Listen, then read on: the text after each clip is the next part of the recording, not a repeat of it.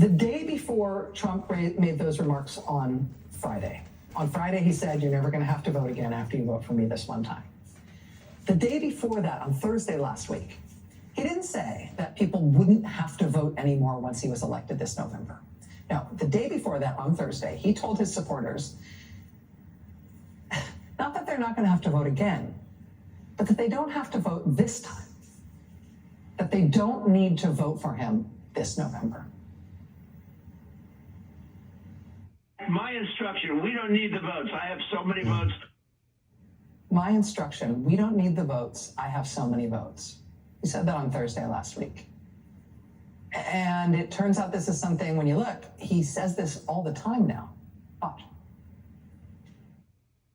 My instruction, we don't need the votes. I have so many votes. We don't need votes. I tell my people, I don't need any votes. We got all the votes we need. I don't need votes. We don't need votes. We got more votes than anybody's ever had. You don't have to vote. Don't worry about voting. The voting, we got plenty of votes.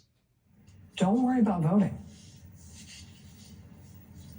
Of all the weirdness around this campaign, this is a truly strange thing to tell people, right? Don't vote. I don't need your vote. I don't want your vote. I mean, all the surface level weirdness is, worth noting. Having your single biggest donor being the I have Amelia Earhart's head in a bag guy, that's a weird thing. Having a new position on literally anything you can think of as soon as any random rich guy tells you to, that's a weird thing. Picking the eccentric billionaire's intern for your running mate, even though you apparently had no idea who he was or what a disaster he is on television, all of this is weird. But telling voters, do not bother to vote for me, it doesn't matter if you do, I don't need your votes. That is a thing that should prick up your ears. Because what that means is that he doesn't think he needs to win the vote to win the election. He doesn't think he needs to win the election in order to take power. He thinks something other than votes is going to determine whether or not he gets back in the White House. At Rolling Stone today, they profile 70 different election officials who have been put into position in the swing states of Arizona, Georgia, Michigan, Nevada, North Carolina, and Pennsylvania, who are election denialists, committed election denialists. Officials that have been put in place in all of those swing states to make sure that election results, no matter what they are, do not get certified in those states this year. Quote, at least 22 of these election officials have already refused or delayed certification processes in recent elections. According to Democratic election lawyer Mark Elias, quote, I think we are going to see mass refusals to certify the election in November.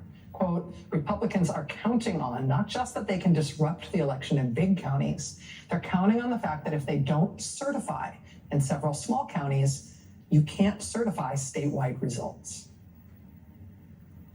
70 officials in place across just the swing states.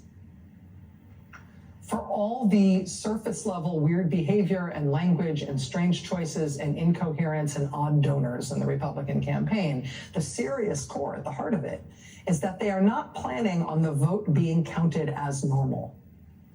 They are not counting on the election results being tallied as normal. They are not counting on the vote. And in fact, Trump is now repeatedly saying the vote will not matter. He doesn't even want your vote. The Republicans are counting on the election results not being certified, thereby creating chaos in Washington around the results. Just like 2020, right? Just like January 6, 2021, except this time with no Mike Pence in the way and with Republican officials already in place in multiple states saying, yeah, you may not get any sort of official vote. The weirdness of this campaign is astonishing 99 days out. The dislocation from real campaigning, though, the dislocation from actually asking people for their votes, that means something. It means they are not trying to win this thing in a normal way. So 99 days out, as Democrats stand up what by all accounts looks like a juggernaut traditional campaign under Kamala Harris, are they prepared for this level of weirdness after the votes are cast? Are they ready for what's coming?